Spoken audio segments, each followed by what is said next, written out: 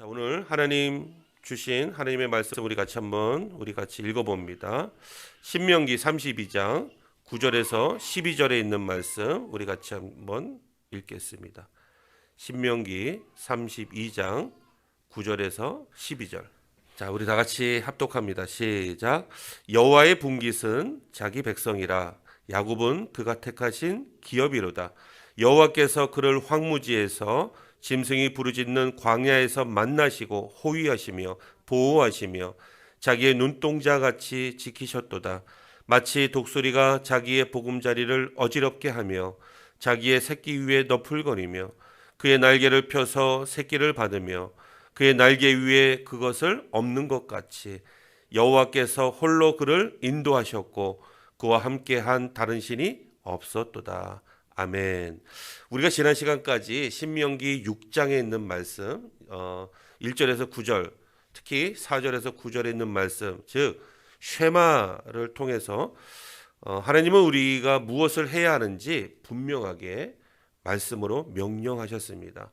우리가 지난 시간에 봤던 말씀 잠시 살펴보면 신명기 6장 1절에서 이제 9절에 있는 말씀인데요. 1절 한번 보시면 뭐라고 말씀하십니까? 하나님 여호와께서 너희에게 가르치라고 명하신 뭐예요? 명령과 규례, 법도. 이게 뭘까요? 신명기 5장에 있는 십계명 말씀이죠. 이것을 어떻게 하라고? 너희가 건너가서 차지할 땅, 그 땅이 어디입니까?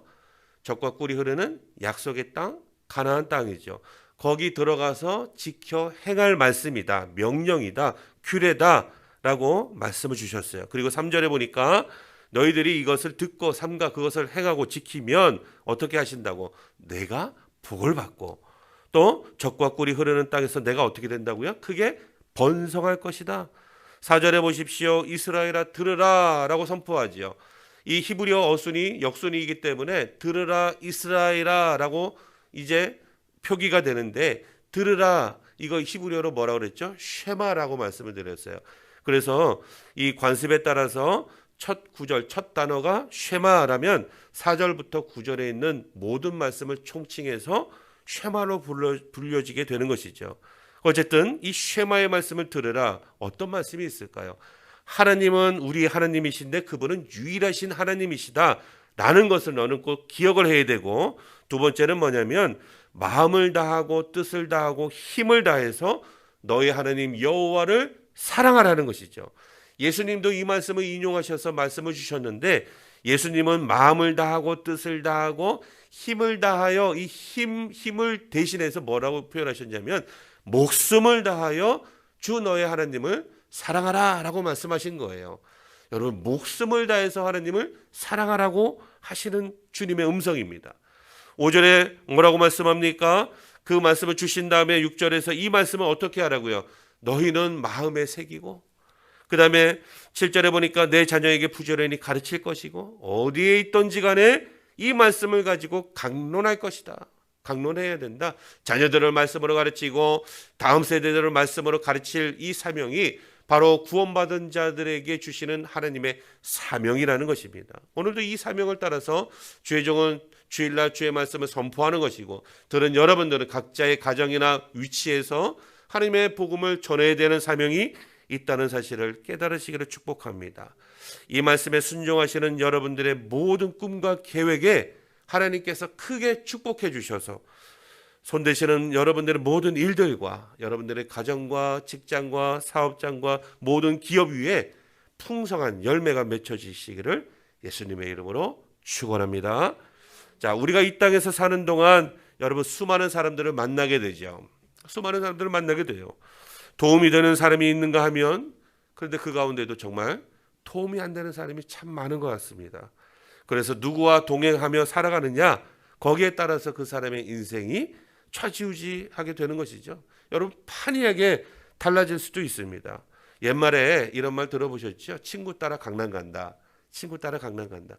여기서 말하는 강남이 어디예요? 서울 강남입니까? 여기서 말하는 강남은 서울 강남을 얘기하는 게 아니라 중국에 보면 양쯔강 지역이 있어요. 그 양쯔강 아래 지역을 강남이라고 이렇게 불린다고 합니다. 어쨌든 여러분, 이 말의 뜻은요, 자기는 하고 싶지 않은데, 따라가고 싶지 않은데 어쩔 수 없이 친구 따라서 어울려서 똑같이 한다는 것이죠. 여러분, 이런 사람은 주관도 없는 사람이라고 얘기하는 거예요. 줏대도 없는 사람, 정체성이 없는 사람이죠. 모호한 사람이에요. 친구를 믿고 따라갔다가 어떻게 돼요? 큰 실패를 볼 수도 있기 때문에 친구 따라 강남 가지 말라고, 제가 어렸을 때도 우리 어르신들께서 그렇게도 말씀하셨던 그 말씀입니다. 친구 따라 강남 가면 안 된다, 망한다. 물론 잘 될 수도 있겠지만 대체적으로 거의 다 실패를 보는 경우가 일반적이더라고요. 여러분, 그래도 함께 동행하는 누군가 있어서 의지도 될 수도 있겠죠. 함께하는 사람이 있으니까 힘은 날 수도 있을 것 같아요. 그런데 왠지 모르게 우리 인생들을 보면 여전히 늘 불안하기만 해요. 왜 그럴까요? 죄송하지만 인간은요, 믿을 만한 존재가 못 되니까 그렇습니다. 믿을 만한 존재가 못 되기 때문에. 인간은 완전하거나 완벽한 존재가 되지 못하기 때문에 믿을 만하게 보이는 사람이 옆에 있다 할지라도 항상 어딘가 모르게 불안하게 느껴지는 것이 당연한 것 같습니다. 그런데 성경을 보면 우리와 날마다 함께 하겠다 약속하는 분이 계세요. 우리와 날마다 함께 하겠다. 이분도 똑같이 우리 친구 따라 강남 가면 안 되는데, 이분이 믿을 만한 분이 되어야 되는데 어떤 분이실까요? 그분은 인간하고 다른 분이세요. 이 세상에서 가장 완전하시고 그분은 이 세상에서 가장 완벽하신 분이라고 성경은 소개하고 있습니다. 그분은 바로 온 우주 만물을 창조하시고 우리를 지으신 창조주 하나님이세요. 그 하나님께서 그가 지으신 피조물인 인간에게 말씀으로 약속하시는 것입니다. 내가 너희와 영원히 항상 함께 하겠다. 말씀으로 약속하시는 것입니다. 여러분, 이것을 언약이라고 표현해요. 여러분, 이해가 되십니까? 창조주 하나님이 뭐가 아쉬워서 그가 만드신 피조물인 인간과 그것도 영원히 함께 하시겠다고 언약을 맺으시다니요. 여러분, 이것이 상상이나 됩니까? 사실 안 그러셔도 되잖아요. 누가 뭐라고 따지고 덤벼들 사람이 있습니까? 그런 사람 하나도 없어요. 그냥 살아가면 되는 게 인생인 줄 알고 인간은 그냥 주어진 환경에 따라 살아가고 있다는 말이죠. 여러분, 그런데 말이죠, 우리의 의지와 생각과 감정과 이런 거 하나도 상관없이 하나님은 계속해서 일방적으로 우리에게 말씀하세요. 약속하십니다. 언약하십니다. 여러분, 이사야 선지자가 이사야 43장 1절에서 4절에 뭐라고 말씀하는지 한번 볼까요? 한번 보십시오. 내가 너를 지명하여 불렀나니 너는 내 것이라 라고 하나님이 말씀하신대요. 내가 너를 지명하여 불렀나니 너는 내 것이다. 4절에 보십시오. 내가 내 눈에 보배롭고 존귀하며 내가 너를 사랑하였은즉 내가 내 대신 사람들을 내어줄 것이며 백성들이 내 생명을 대신할 것이다. 여러분, 하나님께서 약속하시는 말씀이에요. 내가 너를 보배롭고 존귀하게 여기나니 너는 내 것이다 라고 말씀하시는 것입니다. 이 말씀을 들으시는 여러분들의 마음은 어떠신가요? 하나님께서 일방적으로 너는 내 것이야 이러니까 좀 기분 나쁘세요? 여러분, 이것이 바로 하나님의 사랑인 줄 믿으시기를 축복합니다. 하나님은 우리에게 신명기 5장의 10계명의 말씀과 신명기 6장의 쉐마의 이 말씀을 통해서 우리에게 명령을 주셨어요. 그리고 순종하면 복을 받고 내 날이 장구하게 될 것이며 내가 그 땅에서 하나님이 약속하신 그 땅에서 크게 번성할 것이라고 말씀하셨습니다. 또 너는 복의 근원이 될 것이고 나는 너의 하나님이 되고 너는 나의 백성이 될 것이다. 언약을 주셨다는 것이에요. 언약을. 여러분, 명령과 언약, 이것을 한번 생각해 볼까요? 명령은 누가 누구에게 하는 거예요? 하나님께서 우리에게 하시는 것이 명령이잖아요. 이 명령은 안 지켜도 되는 것인가요? 반드시 지켜야 되는 거예요. 반드시. 언약은요? 언약은 누가 누구에게 하시는 것일까요? 이것도 역시 하나님께서 우리에게 언약을 하시는 거예요. 그런데요, 여기에 언약에도 명령이 담겨져 있다는 사실을 아십니까? 이 명령 누구에게 하는 걸까요? 하나님이 자기 자신에게 인간과의 언약을 지켜야 한다라고 명령하시는 것이 바로 이 언약이라는 것입니다. 그러니까 언약은 어떨까요? 이것도 역시 명령이기 때문에 하나님이 말씀하셨기 때문에 하나님이 반드시 어떻게 해야 된다? 지키셔야 된다는 거예요. 지키셔야 된다는 거. 하나님이 언약하신 것은 반드시 지키신다라는 뜻이 이 언약 가운데 담겨져 있다는 사실입니다. 오늘 본문에서도 하나님이 약속하시는 것이 있는데 하나님께서 어떤 방법으로 우리와 함께 하시는지 우리 함께 말씀 속으로 한번 들어가 보도록 하겠습니다. 자, 본문은요, 이스라엘 백성들이 가나안에 들어가기 전에 그 땅에서 어떻게 살아가야 하는지에 대한 모세의 세 편의 설교 중에 하나입니다. 하나. 자, 애굽에서 430년 동안 이스라엘 백성들이 뭐 했어요? 종살이 했잖아요. 노예 생활했잖아요. 그들이 우리 하나님 어디 계신가? 우리를 버리셨는가? 신음하면서 하나님 우리를 구원해 주세요. 그들의 신음소리를 들으시는 하나님께서 모세란 지도자 한 사람을 세우셔서 여러분 430년 동안 그 노예 생활에서 여러분 구출해 주셨죠. 그것을 출애굽이라고 하잖아요. 애굽에서 탈출시켜 주셨다.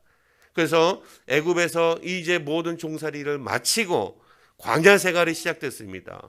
이제 광야에서 40년 동안 생활하기 시작했다라는 거예요. 그리고 이제 마지막으로 요단강만 건너가게 되면 그 하나님께서 약속하셨던 약속의 땅, 그 가나안에 들어갈 수 있는 그런 찰나에 있습니다. 그런데 지금 모세의 나이가 몇 살이냐면 120세 정도 됐어요. 이제 세상 떠날 날이 다가왔습니다. 그래서 모세는 자기 이 죽음을 앞두고 이스라엘 백성들에게 가나안에서 살아갈 미래에 대한 희망을 심어주기 위해서 세 편의 설교를 했다는 거예요. 이 세 편의 설교가 신명기에 기록되어져 있다는 것입니다.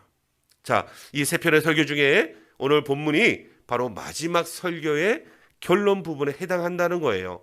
모세는 설교를 통해서 무엇을 가르쳐주고 싶었냐 하면 지금까지 너희들이 함께했던 광야 생활을 한번 봐라.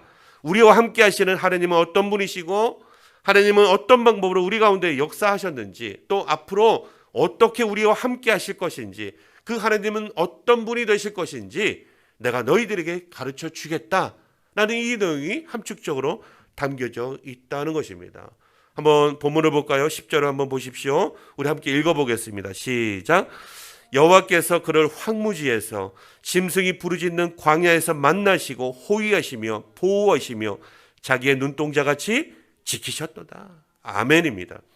자, 하나님은 메마른 땅에서도 우리가 먹고 마실 것을 주셨고 그렇잖아요. 험악하고 험난한 광야 같은 이 세상에서도 만나 주셨고 우리를 지켜주셨고 우리를 눈동자와 같이 보호하셨고 함께 하셨다라고 말씀하시는 것입니다. 여러분, 사람의 인체 중에서 가장 예민한 부분이 어딜까요? 바로 눈동자 아닙니까? 눈동자. 가장 연약한 부분도 바로 눈동자예요.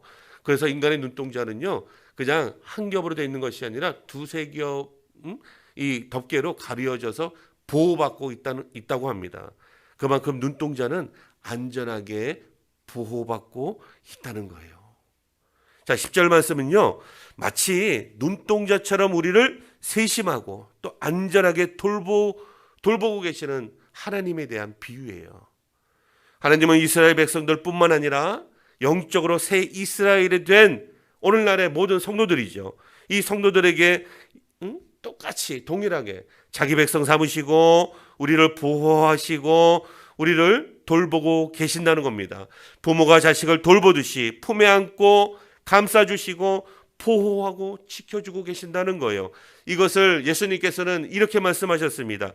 누가복음 13장 34절입니다. 보십시오. 암탉이 제 새끼를 날개 아래 모음같이 내가 너희의 자녀를 모으려 한 일이 몇 번이냐? 라고 말씀하시는 거예요. 마치 암탉이 자기 새끼를 날개 아래 모음같이 하나님께서 우리를 자기 자녀로 품고 보호하고 계신다는 말씀이죠. 하나님은 육신의 아버지도 자녀들을 얼마나 사랑합니까? 그러나 육신의 아버지보다 더 큰 사랑을 우리에게 보여주신 분이 바로 하나님이십니다. 나를 위해서 목숨도 아끼지 아니하시고 나를 위해서 그 생명을 내어 주셨기 때문에 그런 것이죠. 그래서 사도 바울은요, 로마서 8장 32절에 이렇게 고백하고 있습니다. 우리 한번 읽어봅니다. 시작. 자기 아들을 아끼지 아니하시고 우리 모든 사람을 위하여 내주신 이가 어찌 그 아들과 함께 모든 것을 우리에게 주시지 아니하겠느냐. 사도 바울의 고백이에요. 하나님께서 자기 아들의 생명을 우리를 건지시기 위해서, 구원하시기 위해서, 자녀 삼으시기 위해서 아낌없이 내어주셨는데 그 아들과 함께 또 이 세상의 모든 것을 우리에게 주시지 않겠느냐. 주신다라는 사도 바울의 믿음의 고백이죠. 이 사랑을 깨달은 사도들은요 이렇게 고백을 해요. 뭐라고 고백하냐면 데살로니가 전서 2장 8절에서 이렇게 얘기합니다.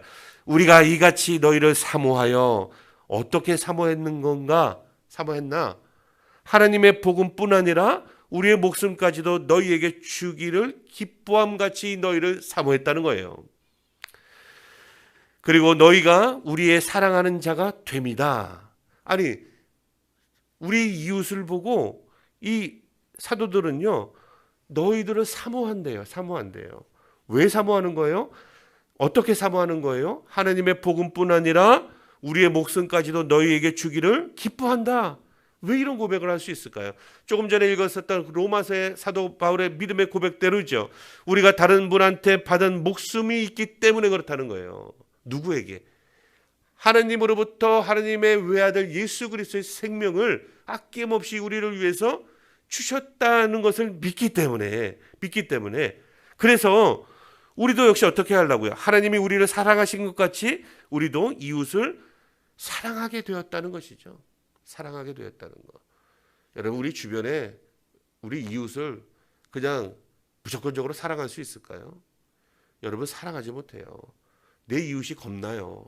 요즘 같은 세상에 여러분 알지 못하는 이웃과 함께하기가 여러분 조심스럽습니다.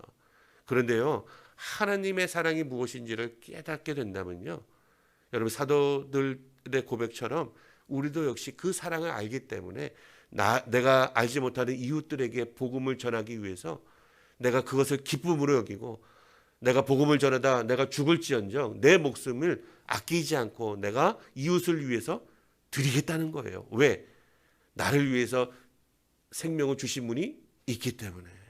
내가 바로 정말 내가 구원받을 수 없는 자격 없는 자가, 용서받을 수 없는 자가, 죄사함 받을 수 없는 자가, 부족한 자가 하나님께서 나를 자녀 삼기 위해서 전적으로 은혜 베풀어 주셔서 예수 그리스도를 보내셔서 그분의 생명으로 말미암아 나의 모든 인생의 죄가 해결되어지고 내가 사탄의 자녀에서 마귀의 자녀에서 이제 하나님의 거룩한 자녀로 구원받게 된 이것을 내가 알기 때문에 나도 역시 나가서 그 하나님의 사랑을 따라 이웃에게 복음을 증거할 수 있게 되는 것이죠.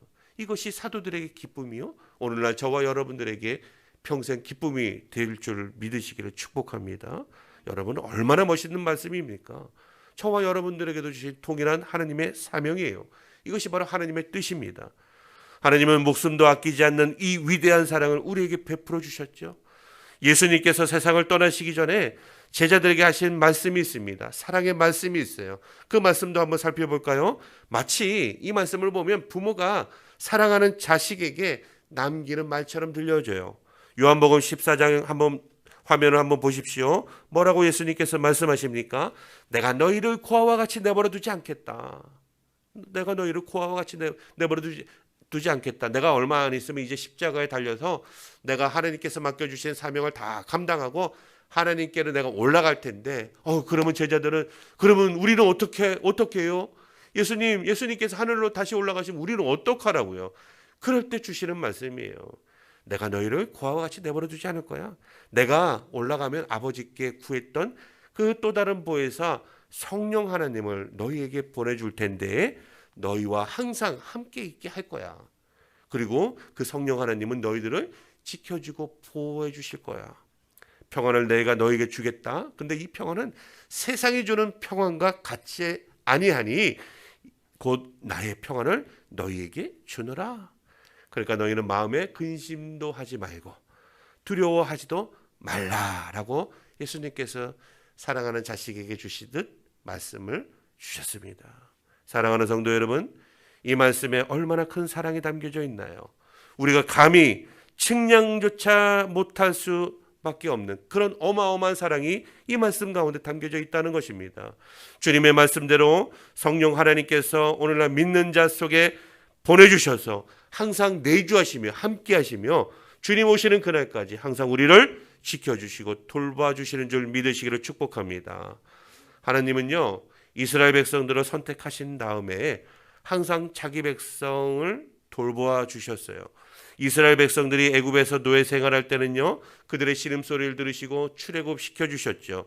또 광야에서는 여러분 먹을 것이 없는 그 황무지 땅에서는요, 하나님께서 우리 자기 백성이 줄이실까 봐 만나를 매일마다 공급해 주셔서 그것으로 줄인 배를 채워주셨고, 목이 말라 할 때 여러분 그 광야에서 샘이 솟게 하시고 그 물로 인해서 목을 축여주셨고, 적이 나타날 때는요, 하나님의 강권적인 역사하심을 통해서 자기 백성들을 지켜주시고 보호하시는 것을 우리는 성경 말씀을 통해서 익히 들어 알고 있습니다.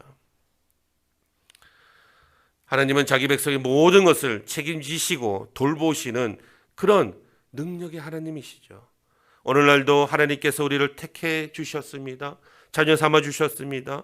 저와 여러분들의 모든 삶을 하나님께서 책임져 주시고 돌봐 주신다는 것을 오늘 이 신명기에 있는 말씀을 통해서 이스라엘 백성들의 과거의 삶을 통해서 우리도 확실하게 깨닫고 믿는 이 놀라운 역사가 나타나시기를 축원합니다. 이것을 여러분 확실하게 믿는 것이 바로 뭘까요? 이것이 신앙인 거예요. 이것이 바로 은혜라고 하는 것입니다. 하나님께서 어느 정도로 우리를 사랑하실까요? 요한일서 4장 9절입니다. 우리 다 같이 한번 읽어봅니다. 하나님의 사랑이 우리에게 이렇게 나타난 바 되었으니 하나님이 자기의 독생자를 세상에 보내심은 저로 말미암아 우리를 살리려 하심이니라 라고 말씀하고 있습니다. 이 정도로 우리를 사랑하신다는 거예요. 하나님은 자기 외아들을 우리 가운데 보내셨죠. 그리고 우리를 대신해서 십자가에 지게 하셨습니다. 자기 생명을 희생시켜가면서까지 우리를 사랑하시는 하나님이십니다. 그렇다면 우리는 이제 어떻게 살아가야 될까요? 좀 전에 우리가 읽었었던 데살로니가전서 2장 8절 말씀이 있죠. 여러분 이 말씀 그대로, 이 사도들의 고백대로 우리도 세상에서 주님 오실 때까지 이런 삶을 다 살아가야 되지 않을까요? 나를 사랑하시고 나의 삶을 주관하시고 나를 항상 지키시고 보호하시기를 원하고 계시는 그 하나님, 지금도 항상 나와 함께 계심을 믿는 그 믿음을 가지고 우리가 이 세상에서 당당하게 살아가야 되지 않겠습니까? 그런데 하나님은요, 우리가 아무것도 할 수 없는 연약한 자가 되길 원하고 있지 않으세요?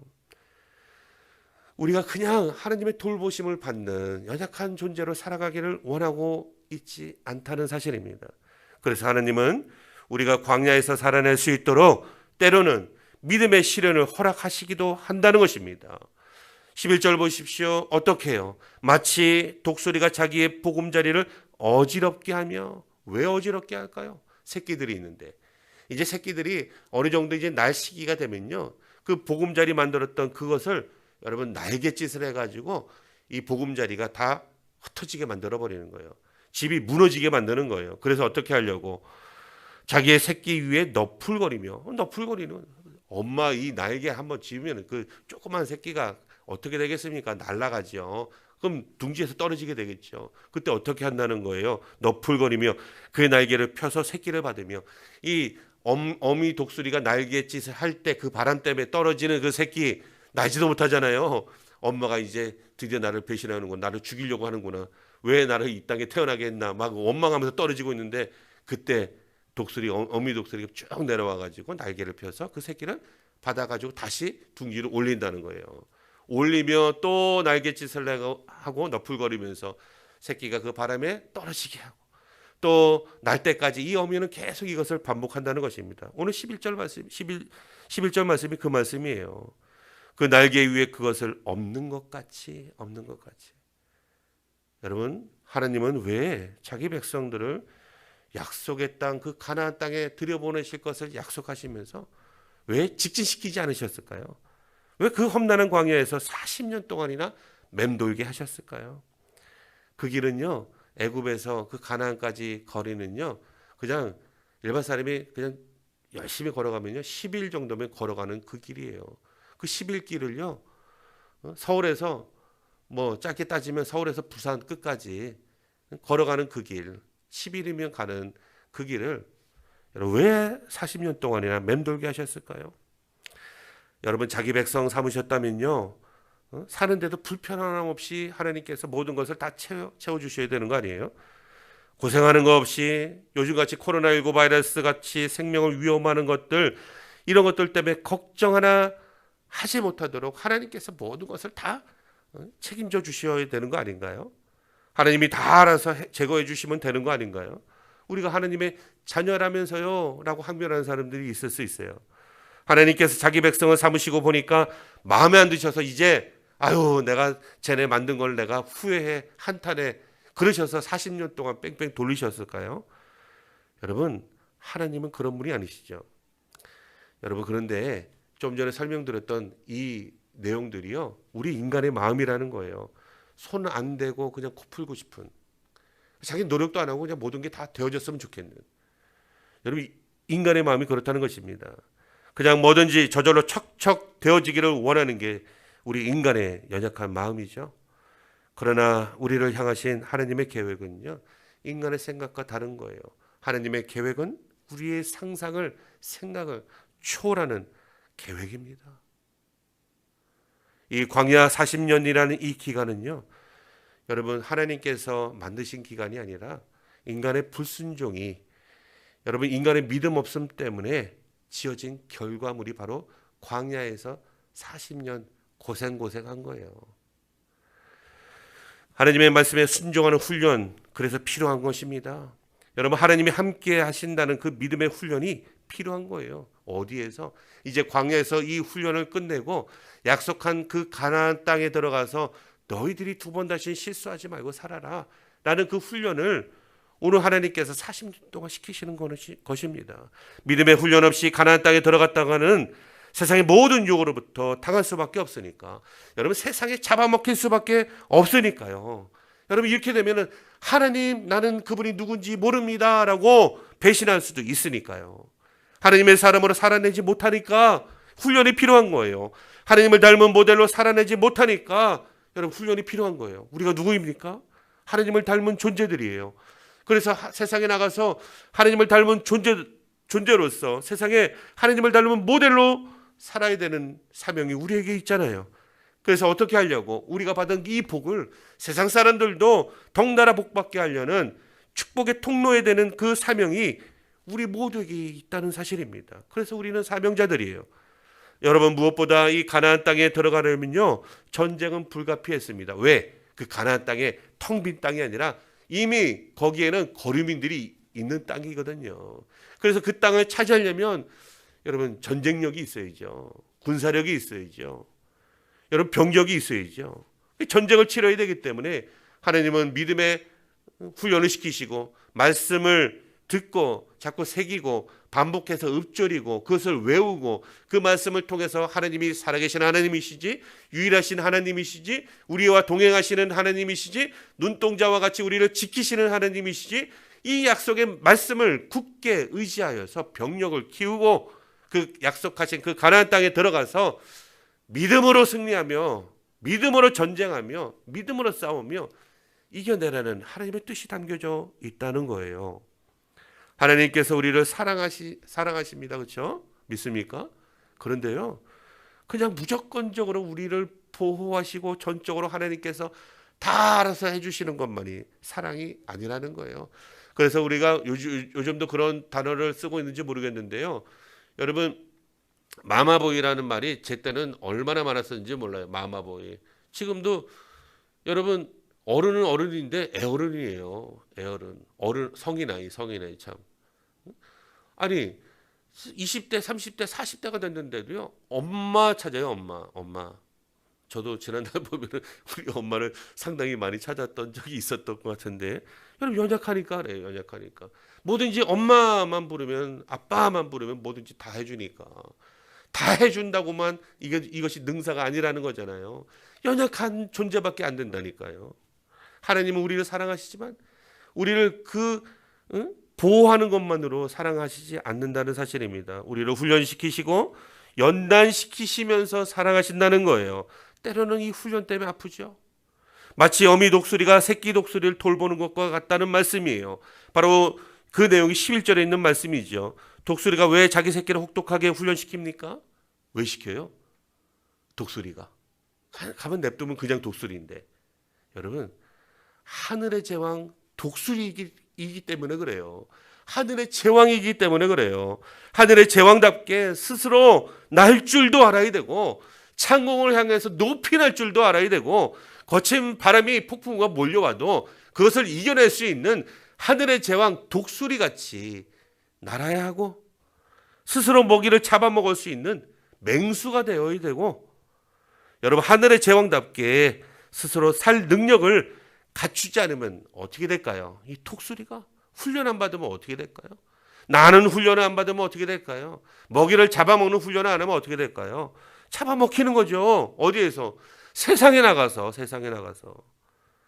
훈련이 안 되면 무늬만 독수리일 수밖에 없는 거예요. 덩치만 커다래가지고 자기가 하늘의 제왕 독수리인지도 모르고 날지 못하는 그래 닭들과 병아리들과 함께 어울려가지고 병아리가 먹는 그 모이나 찾아다니면서 먹는 무늬만 독수리밖에 될 수 없으니까 날지도 못하고 먹잇감이 있어도 잡아먹지 못하고 병아리 같은 연약하고 나약한 존재로 살 수밖에 없으니까 여러분 훈련시키는 거예요. 이게 사랑 아닙니까? 독수리가 자기 새끼를 연단시키고 훈련시키듯이 하나님께서도 우리를 더욱더 온전한 사람이 되기 위해서 훈련시키십니다. 믿음의 훈련을 시키십니다. 더 하나님의 사람이 되게 하기 위해서 훈련시키시는 거예요. 하나님의 일을 할 수 있도록 하기 위해서 우리를 훈련하시고 연단시키신다는 것입니다. 그래서 때로는 고통을 주시기도 합니다. 때로는 역경을 주시기도 합니다. 때로는 우리가 정말 감당할 수 없는 그런 시험 같은 것들도 주시기도 합니다. 때로는 우리에게 성공이 아닌 실패도 허락하실 때도 있다는 거예요. 하나님은 당신이 사랑하는 자녀들을 이렇게 연단시키시면서 사랑하시는 것입니다. 어제 시사 프로그램을 한 편 봤는데요. 참 제가 목사지만 또 다른 종교를 또 알았어요. 엄마교. 엄마 하나님 하나님의 교회 그거는 아는데 엄마교는 또 처음 들었어요. 엄마교. 그래서 뭐 주문을 가르쳐 주면 끝에 뭐 탕탕탕 이런 기도 주문이 있대요. 그래서 거기에서는요. 포교를 하는데 요만한 그 골드 카드 부적 같은 거. 그 골드 카드. 이 54만 원짜리 하나 이 골드 카드만 사면요. 코로나19 바이러스 걱정도 없대요. 마스크도 안 써도 되고 백신도 안 맞아도 되고 집안에 있는 우환도 다 떠나가고 만사형통이 되고 뭐 이거 하나면 끝장이에요. 끝장. 근데 그 PD가 취재하러 이제 그 할머니한테 취재하려고 엄마교를 믿는 그 할머니 집에 찾아갔는데 할머니가 어서 오시라고 그래서 마스크를 벗고 있었어요. 그랬더니 갑자기 취재진이 들어오니까 마스크를 또 쓰는 거예요. 이 할머니가. 그래서 취재진이 할머니 왜 뭐 이거 저 부적이 있으니까 안 쓰셔도 되잖아요. 그러니까 그래도 형식상은 써야지 이러면서 마스크를 쓰는 걸 좀 봤는데 여러분 병아리는요 이와 같은 거예요. 뭐예요? 그냥 안주하고 싶은 거예요. 뭐 하나 54만 원짜리 이 카드 하나로 인생을 끝내고 싶은 것이죠. 모든 걸 다 끝내고 싶은 거예요. 귀찮게 뭐 기도하고 말씀 보고 예배 드리고 이런 거 없이 이 부적 카드 하나만 있으면 좋겠다는 거예요. 이것이 인간의 마음이라는 것입니다. 이것이. 이런 인간의 마음을 잘 아니까 여러분 세상에 이와 같은 유사 종교들이 사이비들이 우죽순경으로 한국에 무지하게 많이 생겨나는 거예요. 그러니까 인간의 마음을 긁어주니까 그런데 쫓아가고 여러분 카드를 긁고 대출 받고 집 팔고 집안이 풍비박산 나고요. 여러분 병아리 같은 인생 아닙니까? 병아리는 뭐예요? 다니면서 자기 코앞에 떨어진 모이나 찾고 그거 보이면 그거나 주워 먹는 게 병아리예요. 병아리. 얼마나 연약합니까?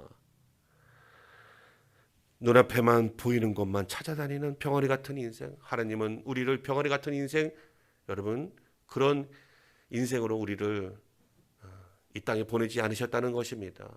독수리같이 하늘의 제왕, 하늘을 호령하고 하늘에서 이 땅을 내려다보는 여러분 독수리로 우리를 세워주신 줄로 믿으시기를 바랍니다. 여러분 성경을 보면 하나님께 축복받은 사람들이 너무나 많죠. 그런데요 그 사람들의 인생을 보면요 하나님의 능력을 드러내요. 진짜 놀라운 기적과 이적들도 펼쳐내요. 이 모든 하나님의 일을 감당했던 그런 분들 여러분 저절로 되지 않은 줄 아시잖아요. 그분들이 저절로 그렇게 됐습니까?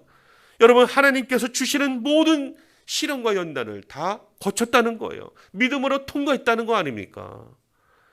여러분, 이 말씀을 믿으신다면 앞으로 하나님께서 우리를 훈련하시는구나 라고 그런 생각이 들 때 여러분 낙심하지 마시기 바랍니다. 원망하지 마시기 바랍니다. 여러분, 내 인생 왜 그럴까 신세타령 하지 않으시기를 바랍니다. 그럴수록 어떻게 될까요? 하나님께로 향하는 그 마음을 가지고 믿음으로 이겨나가야 되는 줄 믿으시기를 축복합니다.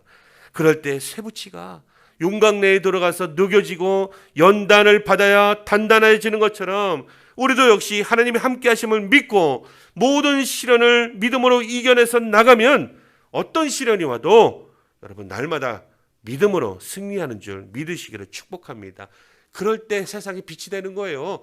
그럴 때 소금의 역할을 하게 되는 것이죠. 와, 저 사람은 진짜 믿는 사람이야. 와, 저 사람은 진짜 예수 믿는 사람이야.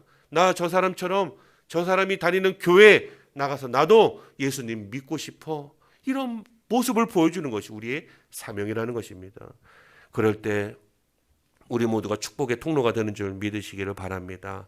하나님께서 우리를 쓰시기 위해서, 우리를 온전하게 만들기 위해서, 우리에게 더 큰 능력을 주시기 위해서 우리를 연단시키실 때, 그럴 때일수록 전능하신 하나님을 꼭 붙드는 그 믿음으로 승리하시는 저와 여러분 되시기를 예수님의 이름으로 축원합니다.